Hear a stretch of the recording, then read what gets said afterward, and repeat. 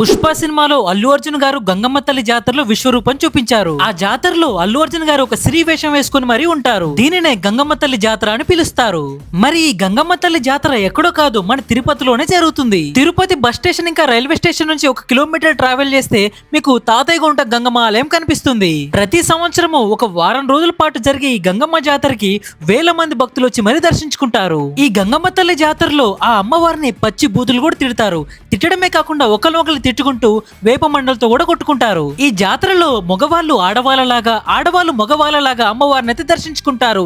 Same మీరు పుష్ప సినిమాలు చూసినట్టుగానే. సాక్షాత్తు ఆ వెంకటేశ్వర స్వామి చెల్లెలుగా పిలువబడి గంగమ్మ తల్లికి ప్రతి సంవత్సరము తిరుమల తిరుపతి దేవస్థానం నుండి సారేనైతే పంపిస్తారు. ఏ మాటకు ఆ మాట చెప్పుకోవాలి గాని పుష్ప సినిమాలో అల్లు అర్జున్ గారు గంగమ్మ తల్లి వేషంలో విశ్వరూపం అయితే చూపించారు. ఈ గంగమ్మ తల్లి జాతరకు సంబంధించిన ఫుల్ వీడియో నా యూట్యూబ్ ఛానల్లో ఉంది. అలాగే మీకు పుష్ప 2 మూవీ ఎలా అనిపించిందో కామెంట్ బాక్స్ లో కామెంట్ చేసేయండి.